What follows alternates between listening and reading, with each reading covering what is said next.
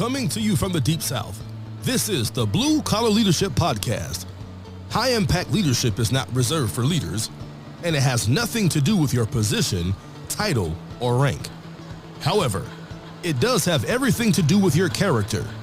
It's time to climb to the next level and beyond, personally and professionally. Now, let's start making it happen with your host, Max Story.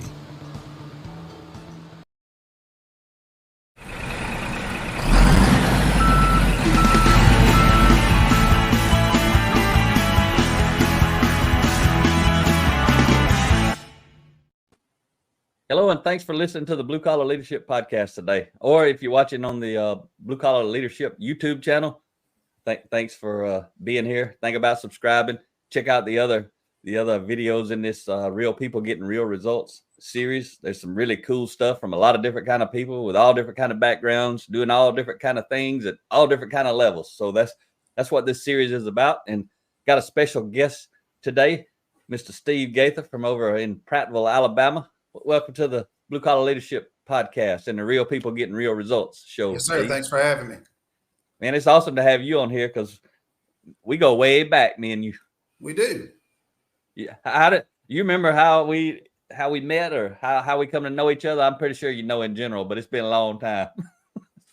Yeah, basically through school and mutual friends, the Marines. Yeah, high school, yeah. High school, yeah. Yeah, and then we had a mutual friend, Brent Parker. You and him were really close friends after I graduated ahead of you guys and went in the Marines, and you guys were really good friends. Yeah. And that's probably how we got to be the closest was when I got back. We all three became friends, pretty close friends. So you got a special guest with you that might introduce himself randomly. I do. I have my dog Riley. He will bark uncontrollably at any minute, so be prepared. He thinks I'm a threat. I think we're friends now, me and Riley. Yeah. He seems to be all right. He didn't like it when we first started talking. He thought there was a ghost in the house. Yeah, it's some kind of noise he's not familiar with, so he's gonna go into fight mode. Well, that's pretty cool. So you and I, we've been friends for a long time, but we got back, you know, as a lot of people do as they become adults and quit doing what they used to do, and they get their own personal life going and growing and get a family and all that kind of stuff. We kind of didn't talk a lot for a lot of years, and then you made a pretty significant transition. I guess that's somehow we got really back connected during that. You remember that part? I do. I took a leap of faith and just jumped out of the blue collar world into the white collar world.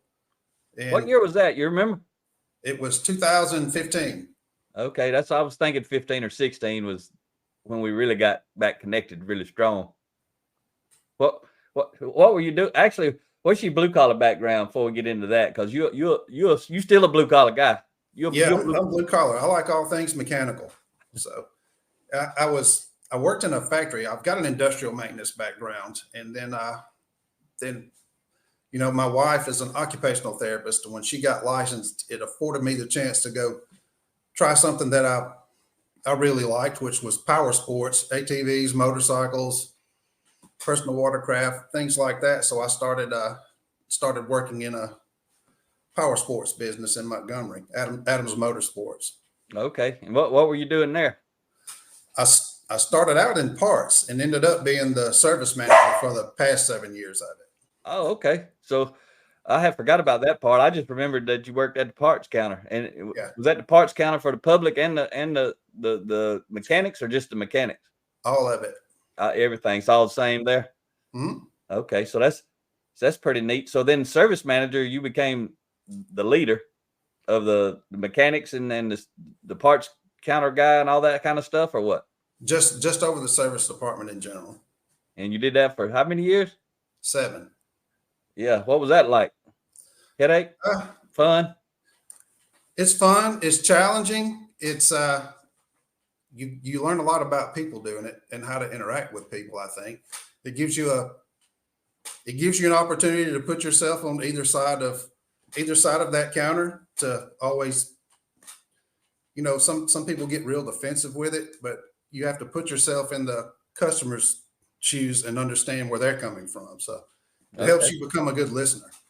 Yeah. And you were in the infantry Marine unit as well, right? Correct.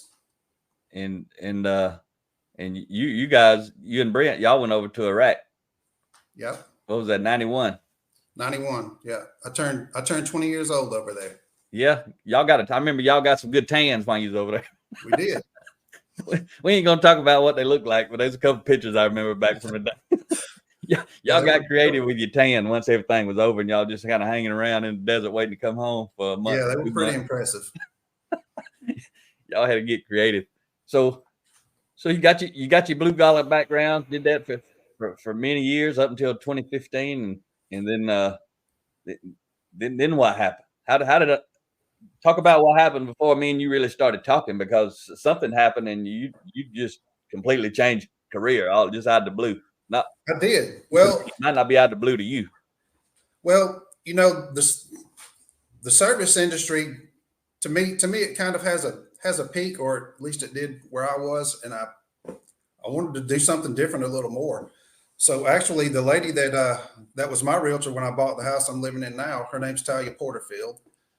She put an ad on Facebook about needing some help. So I started talking to her about it, and then she introduced me to some other people, and I decided to do the real estate course. And it was like $350 at the time, and you could use it or not use it. It's well worth $350 for the education that you get. Yeah, with it. So anybody could do that wanted to do that. Yeah, absolutely. And so you just did that, not really knowing what was going to happen afterward, but you nothing mattered till you went and completed that. Yeah, I didn't have anything to lose, so I figured I'd try it. So once I did it, I kind of developed a relationship with the people where I took the class at, and as I went through the class and the I guess you would call it an exit test right before you take a state exam, I did that, and they asked me, hey, if you want to pursue it, we'd like to have you come work with us. So I ended up getting licensed and going to work where I'm at now. So how long did that process take from the time you were service manager to saying, well, I'm gonna go take this test? How long before you resigned? How long did all that take? About 5 months. 5 months to take the test, to mentally decide, hey, I'm gonna pull the plug and give it a shot. Yeah, there are a lot of part-time realtors that have other jobs and do that too. And I don't think you're going to get a good result by putting half your time into it. So I just quit and jumped in it with both feet. You want to go gung ho. So go ahead. Oh, I said that's it. I just hit the ground running. So up to that point, had you read any personal growth, leadership development books, that sort of thing in your life? Yeah, I think we were outside of Adams Motorsports and we were talking. We ended up going to dinner one night, and you informed me about the 7 Habits of Highly Effective People. So I picked up the book and I started reading that. Oh, okay. You introduced me to a few other ones that were sales related. I think it's To Sell is Human by Daniel Pink. Yeah. That's I got the most from that one. And I don't like to start a book and have to put it down. It was kind of long. Yeah. So I kind of just sit there and read it from start to finish. So that's one thing I like about your books. I can get them done fast, and you get all the info jammed into something where you can understand it. So. Yeah. One of the guys I interviewed, Renee Duron, he says it's my books, the books Rhea and I write, they've got all the stuff without the fluff. That's true. And it's easy to pick it up and start and finish it and not have to take 3 or 4 days to do it. Yeah. So you helping bring my memory back, because I thought I introduced the 7 habits to you after you left, and then you were starting to grow. So, but I had stopped by to see you, probably because I was in the area, and just stopped by to say hello because I knew you was down there, and then we got connected up for dinner or something, and we talked about the 7 habits and all the stuff I've been reading and all the things I've been doing. So you were introduced to that book.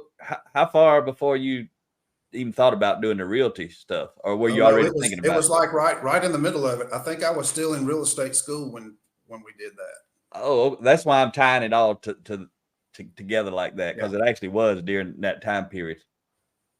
And so it was in my my growing part, or my, I'm gonna take this test and figure out if I want to try this full time or not. So. Oh yeah, and I was starting to tell you that book would give you some tips on how to excel in any job and at home. Yeah.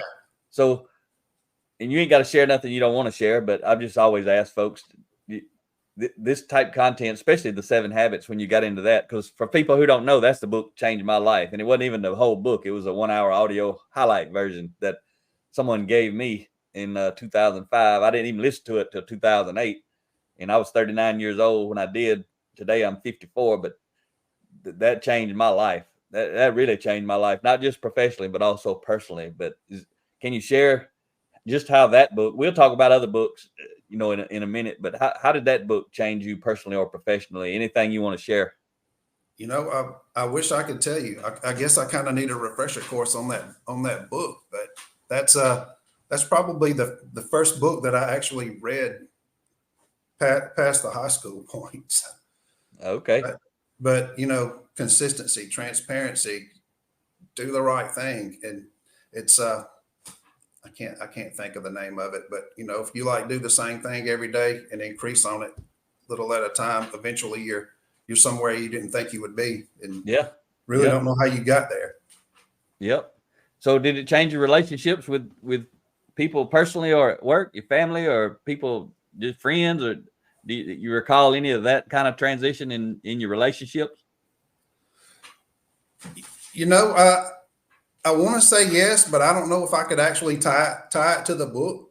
Okay. But I can definitely remember when I was reading the book and applying some of this stuff, I can see where it works. Some of it I was already doing and not, had no idea it was related, but yeah, that's what I saw when I got into that book. I saw, well, a lot of this stuff I'm doing good. And then I see some other stuff like, I ain't thought about this, but everything else the guy said makes sense. Maybe I ought to try that too. I know for me, the pause button, learning to pause and choose my response. That you know me. That's one cool thing about interviewing you is you probably know more about how. Go ahead. I know where you were. Yeah, you probably know more about how it impacted me than it impacted you. Because the idiot that I used to be, really, really good. That idiot. Yeah. A lot of people, I tell them I used to be an idiot, and they laugh. They like, no, though, better. Tell them it's the truth, Steve. It's the truth. So that's the good old days, what I call them, when I could act the idiot and it didn't matter. But once I learned so much, I couldn't be that same person. So fast forward, you got into the real estate. That was 2015. You did all that. Yeah.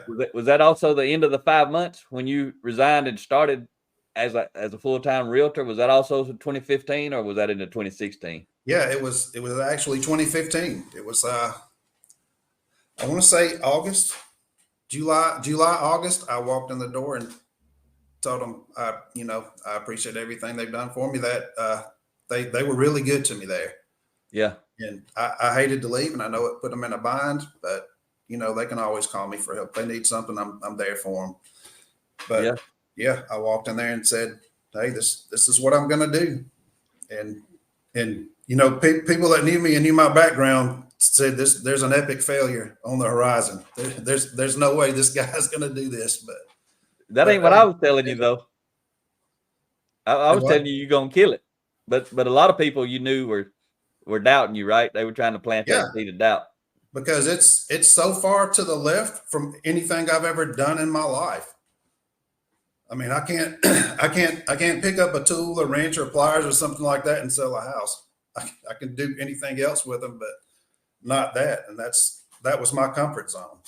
Yeah. And so you may have already known this, but without a doubt, you and I talk sometimes, and this today 100%, but it's all about relationships. That's relationships and integrity, probably doing what you say you're going to do and above and beyond, all that kind of stuff. Yeah, talk about those things that you believe in that actually allowed you to become successful, because you did become successful. You're in a really, really good spot. You got all kind of stuff going on. I ain't going to share nothing. I'll let you share whatever you want to share, but I know you've been successful. All those doubters, you proved them wrong. Like that's what good Marines do.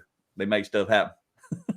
Yeah. I wasn't trying to prove anybody wrong. I was trying to prove myself right. So. There you go.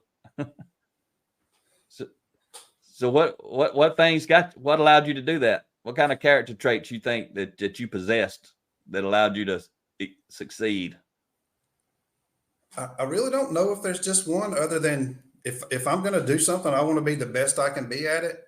And if I tell you I'm going to do something, I'm going to do it. If I don't know how to do it, I'm going to dig into whatever I can to find out how to do it, or ask for help. Or, to me, teamwork is the biggest thing. And where I work now, everybody works so good together. And I think that's a lot of the reason I had the success I've got, is because I picked a good place to work, and everybody was focused on helping everybody else, not helping themselves. Yeah. Yeah. Do you want to share the name, or you don't want to share? Yeah, it's Exit Realty Preferred. Suzanne Zimmelman and Troy Zimmelman, they own the company. Martha Doyle's the broker. We've got Rachel Haslett, Melissa Burge, Angela McGonigal. There's been some that have come and gone. Rayla Drodas, for one of them, we work really good together. I sure miss working with her. She was certainly fun to work with. But it's, if everybody's pulling in the same direction, you're gonna get what you want. So. Yeah, and you guys as a team seem to really be doing that well, and you're free to share, about the company much as you want. If you want to do any type of recruiting for you guys, you're welcome to share any of that. If somebody, however that would work, if somebody's in your area actually was interested, that you can definitely share anything about Exit and your role there and how it all works. This show's about real people getting real results, and that company has allowed you to get some really good results because of who they are and who you are. Yeah. And it's help somebody. Somebody helped me, so I don't mind helping anybody else. A lady that works out of the office with us, I met her showing her and her family a home, and she mentioned the real estate school, and I didn't know her from anybody. So I'm like, if you want to do it, I can give you all the information I've got to help you get started. And we've become pretty close, and now we work together, and it's just about building relationships. Yeah, and it's pretty cool because you after one point you were able to influence us to actually come in and speak to everybody from the Alabama team and everybody from the Mississippi team, and a lot of people that I meet today, I tell them the story because when we were going to come speak, we didn't really have a sales book. All these principles that we talk about apply to everybody, whether you're in sales or whether you're a service manager in a motorcycle shop, ATV shop. But I told the folks that we could, Rhea and I can write books really quick because the stuff's just in here. It just comes out. So yeah, we had a few months, I think, before we spoke to the two groups. And so I come up and I wrote, who's buying you? Yeah. Until you sell yourself, you won't sell much. Yeah. That's my favorite book. You like that book? I do. I've loaned it out. I've given one away, and I recommend it to people all the time. If you want to sell something, there's more to it than numbers and statistics and getting your paycheck. So yeah. So I wrote that book out, got it finished, finalized, and we gave hundreds of copies. However many people, everybody there got a copy, and we talked on content, related to that book. Is anything about the book you remember that stood out to you, or anything that aligns with who you are, how you do? I know you've told me some good stories. I don't know if you realize they align with the stuff in the book, but you may not be doing it. I'm not sure how it fits. That's just what I do. So tell me. So you ain't even got to talk about the book because the book teaches what you actually do. So can you share some of the things that make you successful? Like, what does some of those things look like? Any stories you got that where you build a lot of trust, or you went up above and beyond doing things, anything like that you can share? And you don't have to share names if you share stories, but you can if you want to. Well, I've got so many, but I like to always look for the win in a situation, whether I'm the loser or not. As long as somebody's winning or more than one person wins, then it's just the right thing to do. And I can tell you the last one that happened to me, I think we talked about it the last time we talked on the phone, where sometimes people have, certain types of debts, tax debts, things like that. And when you go to sell a home or something significant like that, it's going to follow you. They're going to find it. The government is going to get their money one way or the other. So we're almost to closing on this home, and the seller didn't have a lot of funds to do the right thing, so a lot of the stuff was cosmetic or something like that. So me, with my blue collar black background, I knew how to do some of this stuff, and it was okay. So I took care of some of the repairs for it. And when we got ready to close, about 2 or 3 days before it, weren't going to be able to close because there was a significant tax debt owed and there was no money there. So versus throwing the whole deal in the trash can and this person stuck with foreclosure, another buyer on that side with probably $1,500 worth of home inspections and appraisals into the thing, we could have just walked away and that would have been normal. Probably I wasn't getting paid anyway. So I'm like, I can forego my commission and it'll take care of this tax debt. These people can buy the home and everybody's happy at the end of the day. You've got to win out of a bad situation that was coming. Yeah. And hopefully for going above and beyond, that stuff tends to come back to you. When you do the right thing, somebody notices it. So it's coming back to you. Yeah. So they were able to get the house. Everything went through. Correct. And you just didn't get any commission, and you've done a lot of correct. Yes. Literal physical labor. That's one of those things where you have the best intentions and it ends up costing you up front, but I guarantee you it's coming back on the end of it, at the end of it. Yeah. And I mean, you're getting value out of it right now just by sharing it. I'm getting value out of it by you sharing it, because even if people are not in the real estate industry, everybody's always got the opportunity to do the right thing in life, in all kinds of situations. That's the principle that you're sharing. That's huge. And I'm human, so I make mistakes, and I don't mind paying for my mistakes. And sometimes you get to pay for other people's mistakes, and I don't mind that either, as long as the people I'm helping get the outcome that they're expecting me to get them. Yeah, that's awesome. And like you said before, you might not can tie it right to the book, but you think a habit 4 from the 7 habits is think win-win. And that's, you just gave a lesson in a story form of thinking win-win. Everybody wins, because everybody did win. You talked about you won because you actually got to help the people. I've heard you talk so much. That's the underlying thing about you. Every time we talk is you want to help people. You want to help people get a house, right? Talk about how you talk to me about that a little bit, because that's you. There's something about helping people get a house that gets you fired up. And man, you put me on the spot. There's so many different things that come to mind. I mean, just tell me a story. You've got to pick a story. I'll tell it. Oh, I got to pick a story. Well, I was just trying to think, because I remember you always saying, I just want to help people get a home, especially like first-time home buyers. That's got to be. I ain't a real estate agent, but to me, can you share any stories about somebody you helped get their first home, how it just made you feel? Because it's got to be a big deal for you and definitely for them. It is a big deal, and so many people come into it with no knowledge of what you're supposed to do, and to me, I want you to know everything there is about it. I'll tell you everything you want to know about real estate, from this is how commission splits work to this is what my split looks like. This is what my broker charges me. Just things like that somebody doesn't know. And I don't want to help somebody.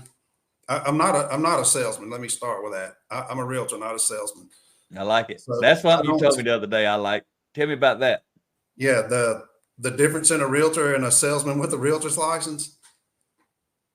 Yeah. Tell me about that. Yeah. So I don't go into helping somebody find a home with my commission in mind. I want to help them find the best home they can that's within their budget, that they're going to be happy with, that they're going to be safe in. And I tell people this right off the bat when I meet them. I'm not going to sell you a house that I wouldn't let my daughter live in. If I don't think my own family would be safe there, I'm not going to help you get there. I mean, I'm gonna educate you the best I can with the tools I have to keep you from making what I think may be a potential mistake for you. Yeah, that's good stuff. And that kind of stuff you're talking about, that's what the Who's Buying You book that I wrote is full of, all that kind of character-based selling, Yeah. right? Looking out for Yeah. for the other people, for the buyer, not being the it's all about me, the seller. It's actually, when you're selling with character, it's all about the buyer. Long-term selling and short-term selling. Yeah. Yeah. If you do the right thing, the money's going to come. I mean, you always do more than is expected of you. Yeah. And you've grown and become successful. And again, you ain't got to share about this if you don't want to, but you got your, I call it a side little side hustle you got going, your business, but it's still related to real estate. Can you share about that? Are you willing to, or no? If you'll remind me what it is. Yeah. Well, just you do a lot of you manage some properties. Yeah. Yeah. So we had an investor that was looking for a home over here. We helped him buy it, and he was looking for somebody to manage the property. And for this man to get the kind of service that I think he deserves, I took on that role myself. So I started learning about property management. So I started out with his one home, then his son bought a home, and now I think I've got about 20 homes that I manage. Wow. for investors or homeowners. Some of it is military families or something. They'll buy it and they want the property to be an investment property. So when they get ready to PCS or go on to their next station or whatever, I'll end up managing their rental for them also. Yeah, that's awesome. So you basically created, I guess that's almost like a business for yourself. Yeah, a business within a business, I guess. Yeah, because it's tied with the real estate industry. So in a way, it's kind of all the same, but at the same time, it's a separate. It's just like something you're doing through it's your business basically. You're a one-man show doing that. Is that right or wrong? It's still through my brokerage. Oh, is it? Okay, Yes. I didn't understand that. Okay. Yeah, it still has to go through my brokerage, but the 99% of the responsibility is on me. I got you. So it's like a partnership through them with you. Correct. Yeah, I got you. I didn't understand. The owner pays a certain percentage to have his property management. I got you. Okay, I'm so that's cool. I'm the guy on the ground that puts the tenant in the home, that takes care of the repairs, that type of stuff. I got you. So I didn't really understand how all that works because I ain't in that space. But yeah, so that makes perfect sense. So you got a full plate. Yeah, it can be good some days. It can be bad some days. When you have storms or something like that come through, you got to make sure the owner's investment is protected or taken care of. So you've shared a lot just through your stories, but I'm always thinking leadership principles and character-based principles when I'm talking to anybody. It's just how my mind works. And one of the things you've been talking about without saying it several times, and you may have even said it back earlier, and I don't recall it, but you've been talking a lot about getting outside of your comfort zone. And we always say, all of our growth happens outside of our comfort zone. You agree that choosing to become uncomfortable in many areas of your life that actually allowed you to grow, but it was uncomfortable. Can you speak to the young folks out there who maybe just graduating high school or college, and just how important understanding that principle of get outside your comfort zone to grow is? Yeah, that's where you find out who you are. When you're like right now, I'm uncomfortable as can be. being on this camera. You uncomfortable doing this interview, right? Yeah, I'm uncomfortable. So you are uncomfortable, but why did you choose to do it? Knowing, because I could tell when I first got on and you and Rio were talking, people didn't see this, but I was like, man, is somebody holding him hostage? Yeah, my dog. Your dog yeah. Still holding you hostage. Yeah, he's still. I'm waiting for the breakout any minute. But what caused you to choose to do this? There's something in you that caused you to get outside your comfort zone and say, yeah, man, since you asked, I'll get on there and do an interview. It wasn't like you were just going crazy to come do this. What caused you to actually do it? What on the inside?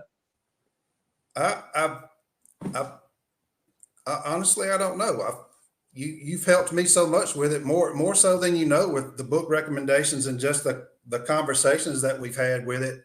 I feel like I owe you. So if I have a debt, I want to pay it. Not necessarily that I owed you, but you invited me, and I want to make you proud and come on here and do the best I can for you. Yeah, I really appreciate it. And that's why people get on here with me, is they helping me help other people through their story. And I mean, just your story may give somebody courage, somebody who maybe has been struggling financially. You may give them the courage to think about real estate, or you may just inspire them. They may not have ever even thought about it because they're blue collar folks. They may not have ever even thought about it. So without, you ain't got to share numbers. I assume you don't want to, but you could if you want to. But just in a general concept, since you stepped away from that blue collar job and that blue collar career and went into this real estate job that you knew nothing about, which was in 2015. So that's, this would be the 9th year. Some point your 9th year. Have you and your family, have you been financially rewarded? Meaning your life's better because you took that chance financially? It's a fact. And when I first signed the paperwork with Exit Realty Preferred, they have a goal sheet. What's your 5-year goal? And I said, I want to pay off my house in 5 years. And, it was, at the time, seemed like an unattainable target. And I actually did it in 6. And the only reason it took 6 was because COVID happened and I wasn't sure how the market was going to play out. So I sat on it a little bit, but I'm currently debt free and I don't hate it. That's an awesome place, because I tell people all the time, when you can be debt free, you got options. You got options in life. You ain't got pressure. You ain't got stress, all that kind of stuff. But so when you were service manager, you wasn't debt free then, back in those days? No, I was not.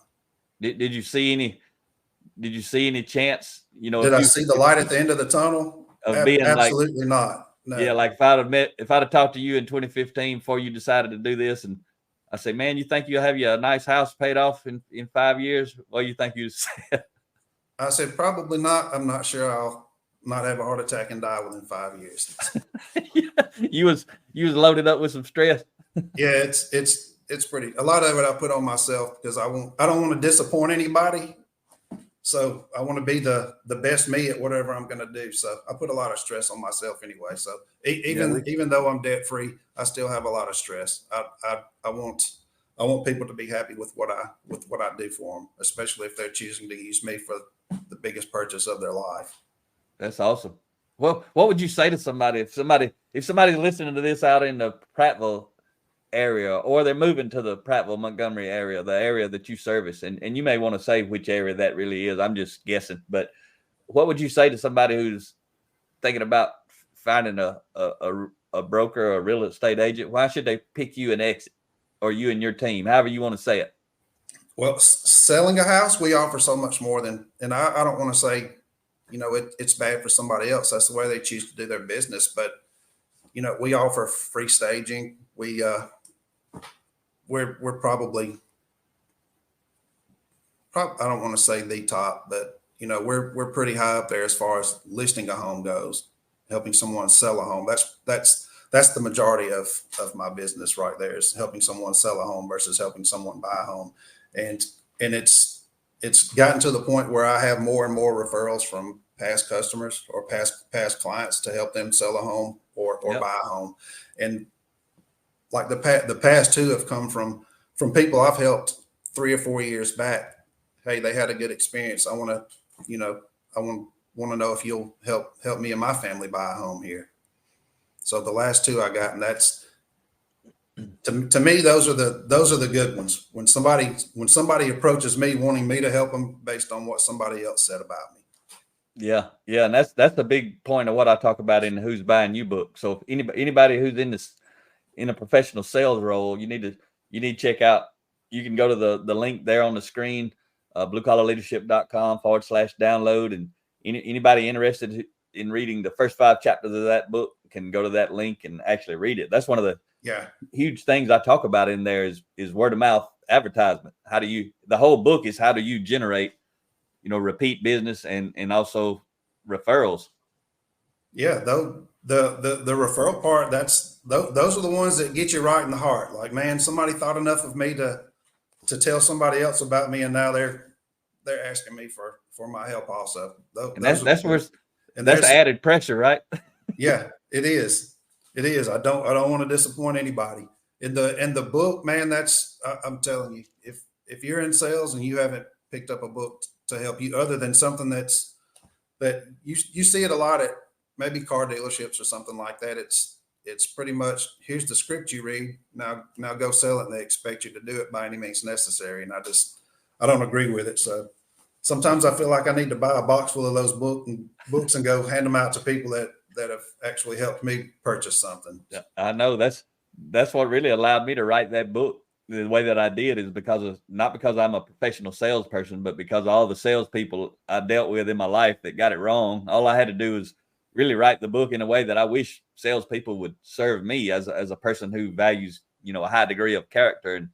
And that's the perspective. I had one client say, they was like, Mac, I like your books and all, but when I saw you had a book on sales, it's like, I don't know. How's Mac know anything about sales? And that company is a manufacturing company. They had, I think, about 70 something people around the country in their national sales network,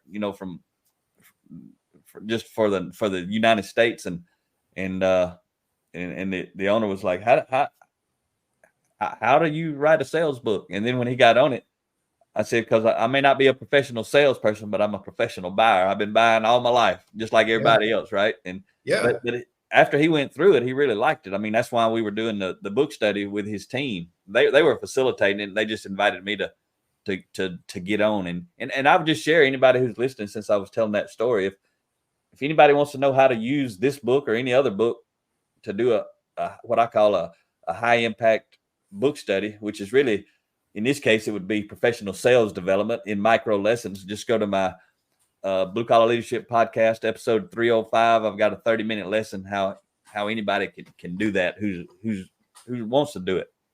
So that's really cool. And so you talked about what you guys do, and you also said you really focus on helping somebody sell a house. Correct. Because some realtors do kind of 50-50, or some do one side or the other. And I'm just asking because I don't really know, but I'm just. Yeah. I mean, I do it all, but the majority of my business is usually going to be on the listing side of a home sale. Okay. You've got people who are strictly buyer's agents who that's what they like to do. They like to pick up the buyer, help them find a house, get them under contract. It's a different kind of work. You can't have one without the other. It's just what you want to do. And I want to do everything, which is another reason I started doing property management. I think the more you know about your business, the better realtor you can be. Yeah. So that's awesome. So what kind of advice would you have to anybody who is thinking about, who maybe watched this, who ain't even ever thought about being a real estate agent? What do they need to, like, what's some steps they need to do just to kind of learn about it? Probably everybody out here knows at least five to 10 realtors. Find one that has the character that aligns with yours, or the beliefs you got, and just talk to them about it. And find somebody that doesn't mind helping somebody else. So many people are focused on it's mine. This is what I'm going to do. That's how I'm going to do it. But nobody gets to where they're at without somebody helping them at some point. So I like to focus on, if somebody wants to learn something or know something, give them some help. I mean, I help people that don't even work for my company. So, and I don't mind it. So yeah, that's good stuff. If I can help somebody, that's what I'm going to do. If I can make them laugh, that's what I'm going to do. Yeah, what you're talking about, helping people that's not in your company, or maybe helping somebody who's not even going to buy a house from you. They end up buying it from somebody else, because I know who you are. You help everybody. And that's, in leadership terms, that's abundance mindset versus scarcity mindset. Abundance says there's plenty to go around. I can help other people and I can still be successful. Scarcity mindset says I only got to help the people that's going to help me, because I got to get my part. But abundance says the more people I help, the more that's going to come back to me. And it ain't even about me, really. It's just a byproduct. A byproduct of helping people is I'm going to be okay. Exactly. And so, and I don't want to speak for you, but I know you gave Rio your phone number to put up. If somebody were to watch this and they just curious about anything, they'd like to talk to you, even if it ain't about buying a house, could they call you and just ask for any kind of advice or anything like that? Absolutely can. Call, text. I'm an open book. I'll tell you anything you want to know. And you will. That's another principle you shared on earlier. I didn't want to interrupt you, but you're very transparent. When you were talking about, I'll tell the numbers, I'll talk about the fees and all that kind of stuff. I don't know if everybody does that, but I know a lot of people, salespeople that I've dealt with, they're not very transparent. They're not. I mean, there's like this has always been done, so that's what people tend to do, or that's what they know. And there's so much more to it. I mean, everything's negotiable, and some people don't share that part of it because they don't want to have to be put in a situation where they negotiate. And it's no different than going to buy a car. You're looking for the best deal possible, or the best salesman possible, the best fit. I mean, sometimes it's not always the cheaper one that's the best fit. It's who you fit best with. Yep. Yeah, I'll seek a relationship over saving $500 any day of the week. Yeah, that's the relationship is where everything's at, and that's just a powerful side of it. When you got the relationship, that's when you get repeat business. That's when you get referrals. That's when you build trust. That's when all the good stuff happens, when you build but it takes extra work to build a relationship, doesn't it? It does. What's some things you do that helps you build a relationship with the sellers? Because I don't really know. I ain't a real estate person. What are just some literal things that you do, but also anybody else could do? Like if you were trying to give salespeople tips all across the nation that might end up one day watching this, what's some things you do? It's first you got to educate yourself, and then educate. What's that mean, real quick? What's that mean? Educate myself about what? Their house or the market, or what do you mean? About their house, about the market, about the strategy to sell their home, about where to put their money to get the most return for it. If it's an older home and it needs some updating, some painting or carpet, it's not just, hey, go do all of this stuff. If you're working within a budget, you want them to spend the money in the right place. That's going to help them get the best return, and not spend money where it doesn't matter if you do it or not.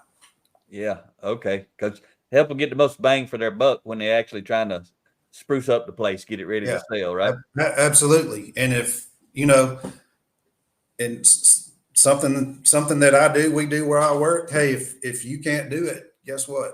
I've got a pair of work boots and some gloves. We're going to go make it happen if that's what we need to do to sell your home. That's awesome. What kind of, and I'm gonna use my word. I don't know if it's the right word, but what kind of crazy things have you done?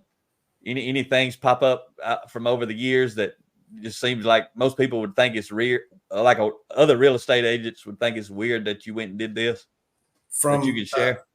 From doing lawn work to trimming bushes to painting shutters, doors, cleaning out 25 years worth of clutter, to sweeping a roof off because the appraiser said it may get flagged because too much pine straw on the roof. I mean, I love it. There's no end to it for me. If it has to be done and I'm the one that's there, I'm going to do it. So, and is that normal?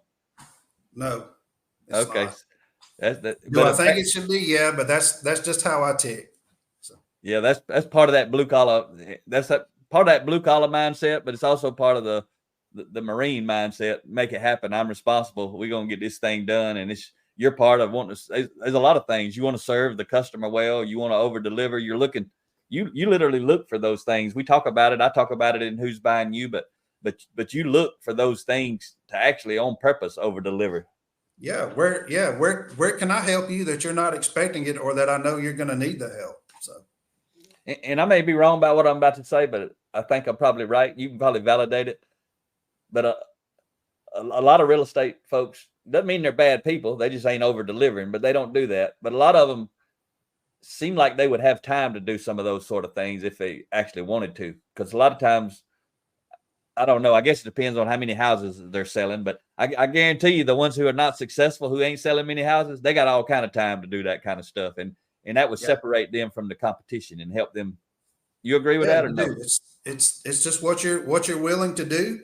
Not necessarily what somebody's forcing you to do. You know, it's if I can do it and it's going to help somebody, then I'm going to do it. That's good stuff. Have you had any crazy things happen that, I mean, I don't even know the question to ask, but I don't know what kind of crazy things could happen in the real estate industry, but any funny or scary or just crazy kind of things that happened you saw or something?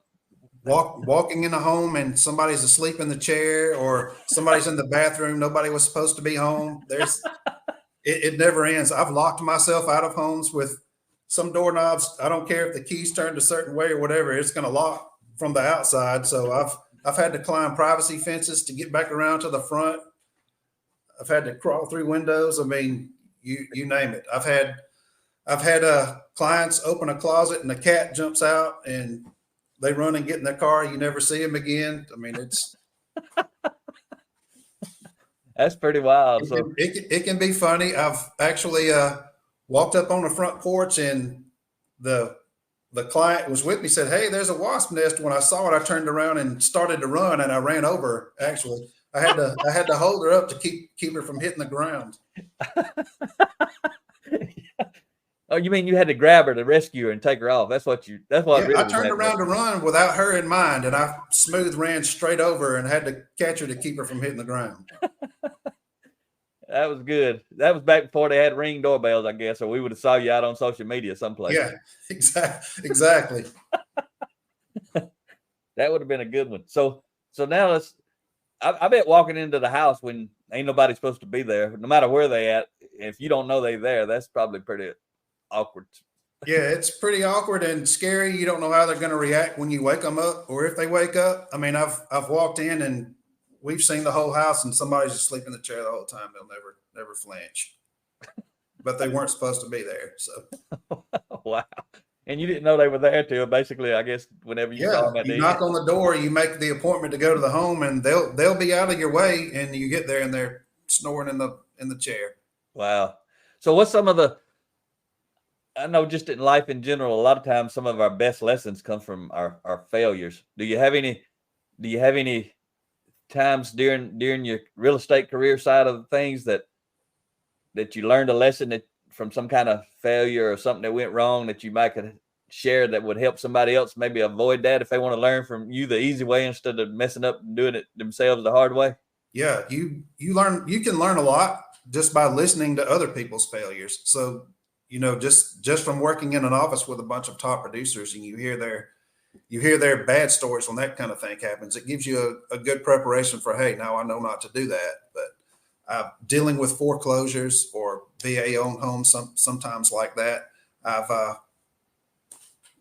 written a contract, and I wasn't real familiar with a VA foreclosure, and the lender who was actually working with the buyer saved me from making about a $2,000 mistake by saying, you know what an assurity bond is, and there's one in place for this home. Did you tell the buyer? I'm like, I absolutely didn't. I have no idea what you're talking about. So we had to back up. So yes, I was about to make a big mistake, and it's one of my favorite lenders to work with, and she's been doing it a long time. Her name's Reba Curtis. She works with Trustmark. She is one of those people that she'll see it coming or no, and she doesn't mind helping somebody either. So she saved me from making a pretty big financial mistake right there. So that was probably early on. You probably know all about that now, obviously, from that situation. Yeah, now that happened, yeah, I probably studied it for 3 or 4 weeks. And then I've had instances where, it'll be a friend, and you put your trust in them to do something, and I don't mind taking care of certain things for them, but septic tank inspections, engineer search for mobile homes, things like that sometimes you get to pay for these things with the outcome not where you wanted them to be, or someone backs out of a deal or something like that. So yeah. And again, if I make a mistake, I don't mind telling you I made it, and I don't mind paying for it. So and I don't mind paying for somebody else's if that's what I got to do to get the job done. So. That's good stuff. So they were. What was the specific lesson that you said relative to your story about the what'd you call that? Some kind of bond or something? What'd you An call surety it? bond. So somebody, is that the thing that right there, that somebody who's getting into real estate, is that what they need to make sure they know about? Is that, or what do they need to know about to prevent what happened with you? Well, it's, a lot of people don't like to deal with foreclosures or homes like that because there's always something behind the scenes that you don't see or you don't know. So they're a little more risky. Okay. So and hopefully you've chosen to work at a place that doesn't mind helping you when it comes to something like that, or they can, if somebody sees you about to make a mistake, we'll jump in and help versus let them make the mistake. I don't care. It doesn't cost me anything. But let them learn the hard way. That don't build trust, does it? Yeah. And I like to stay in my lane. So, if it's something I don't know about, I'm fixing to go get somebody else to help me. So, yeah. Okay. So that's good stuff. And the number one thing I think you shared out of all that was, if you start, especially if you're new or fairly new, you need to build relationships with the realtors in your office, the other agents, and ask them what I ask you. When some times that you messed up that you can share with me that'll help me not mess up. If somebody would just go ask everybody that question, they'd probably get a list of stuff to go learn about pretty quick. That's as important as how do I accomplish this sale, or how do I sell a home? How can I keep from making a mistake that's going to cost somebody else some money? I don't mind paying for my own. I don't want somebody else to have to pay for a mistake I made. So, yeah. What kind of pitfalls are they? Is there something like that when you get into the real estate business? I mean, they obviously may not cover every single thing, but when you go in, how many different real estate businesses or brokers or whatever you call it, different companies have you done real estate with since you first started? I've worked for this company actually twice. When I first started, and then I tried my hand at some new construction for a production builder, and it didn't quite fit how I want to conduct business. So Okay. I ended up coming back here where. So you've only sold homes in two places? Yeah. Okay. Yeah. And so I've been with Exit Realty Preferred for my entire career, other than about 8 months with a new construction company. Okay. So that says a lot about you left Exit and you went back to Exit. And was it the people, the company, or both? What caused you to go back? It's not the company at all. It's got nothing to do with the company. It's the people that work there. They were good to me. They were good to me when I left, and they're good to me now that I'm back. Okay, because Exit is it nationwide? It's nationwide, yes. Yeah, probably worldwide. Okay, so what you're talking about, the reason you went back was because of the people in the actual office and the owners. I guess the whole package of Exit in Prattville, Alabama. Yeah, take the name out of it. It was 100% everything to do with the people that I worked with there before. That says a lot because of who you are as a person. So that's pretty powerful. So what is your area? What city or what country? I mean, counties or state? Not state, Alabama, obviously with you, but what's your geographic area you serve? The Tri-County area, Elmore County, Montgomery, Autauga County, but I'll go anywhere somebody asks me to go. If somebody wants me to help them buy a home in Huntsville, I'll do what I've got to do to make that happen. So in the state of Alabama, but you got your core area, but you're licensed for the state of Alabama. Yeah, I can sell a home anywhere in the state of Alabama. Okay. If somebody just likes you and they like what they're hearing right here, because I hope you'll share this out, not just for me, but once it comes out, you share it out for you, because it's a good. The conversation we're having, most of the time, you probably ain't going to have this specific conversation with everybody. So if you could use it. If I were you, I would use it that way. If I met some people and they considering me to be their real estate agent, I might say, hey, here's a link. You want to learn more about me and who I am, go check this out. So maybe you'll get some value out of it that way. That maybe not why you came on, but it might end up helping you. Yeah, I'm not a big self promoter or self bragger, but well, that's one reason I'm glad you come on, though, so I get to brag on you, because I do talk to you and I know your character and I know why you helping these people the way that you are, and it's everything I write about in Who's Buying You plus a whole lot more, right? There's a lot of stuff, but you live that stuff. Every time I talk to you, I'm thinking, I don't think it's because you read the book. Maybe it is, but I don't think so. I think it's because you're just aligned with what I'm teaching in that book. So you're a lot of examples of what I talk about. Yeah, it fits good with how I do it or how I want to do it. So.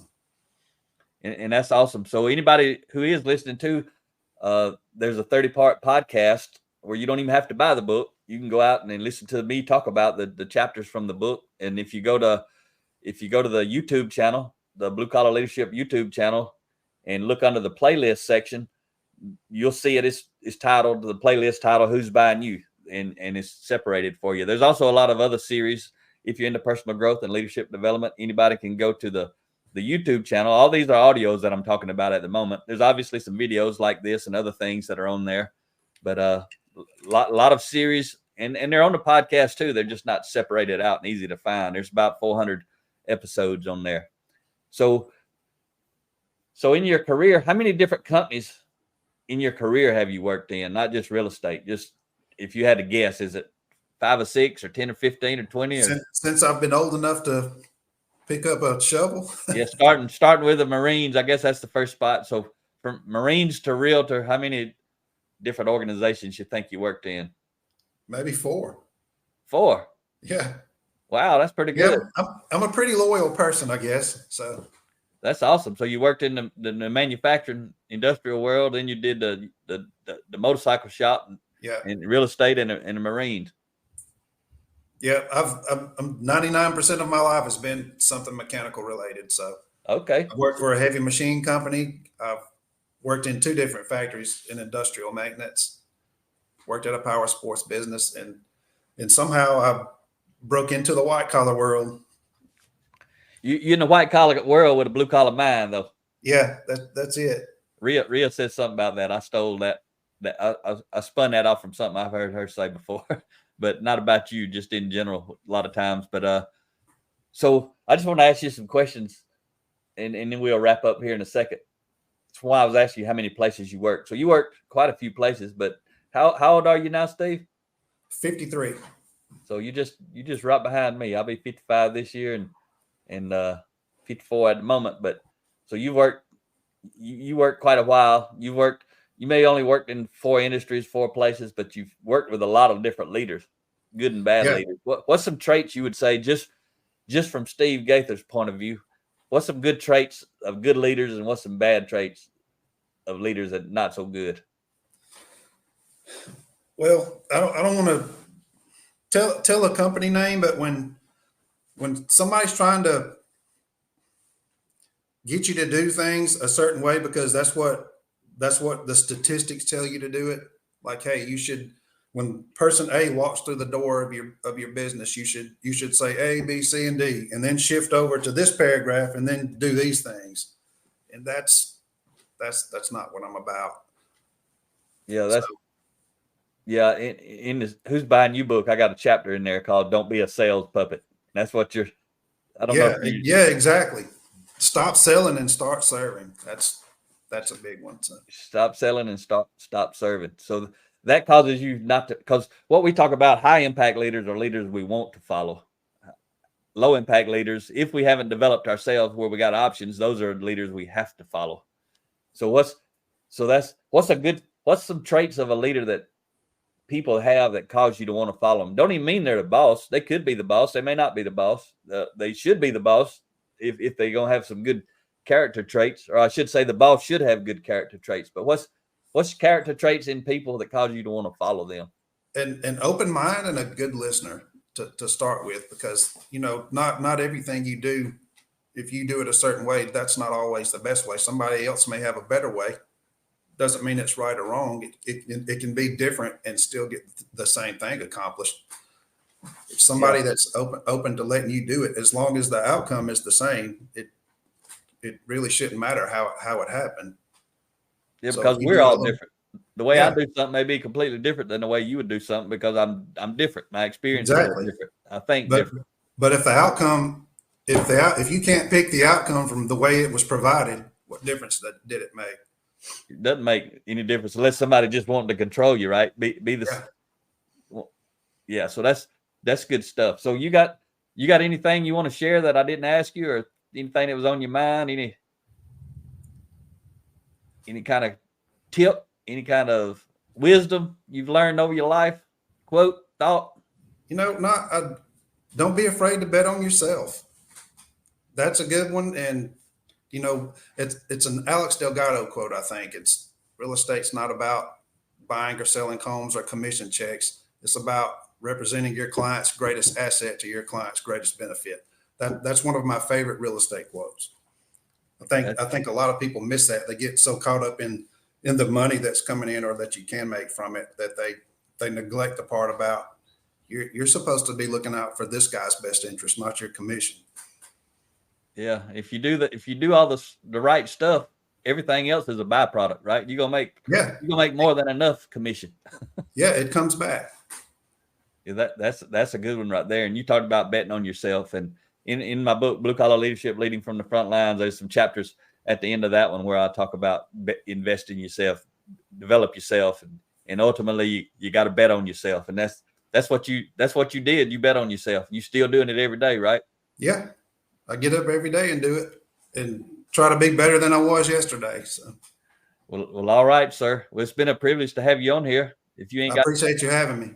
Yeah, we'll go ahead and wrap it up, and hopefully you can maybe you might have to go ride your bike, get rid of some of the stress you done built up over this hour. Yeah, I need a paddle boat today. We've got rain all day here. So. Oh, okay. Well, probably not a good day to ride a bike. Well, all right, Steve. Thank you for investing your time with me and helping me help other people, and hope somebody will reach out to you and you can help them personally. You have a great day, man. Absolutely. You too. I appreciate it. All right, folks. Thanks for listening to the Blue Collar Leadership Podcast today. And again, if you're listening and you'd like to watch it, go to the Blue Collar Leadership YouTube channel and check it out there. Talk to you next time. Yes, sir.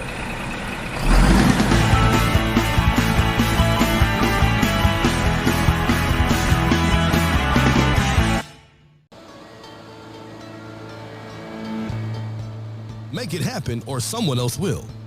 It might as well be you. Are you serious about taking your career and your life to the next level and beyond?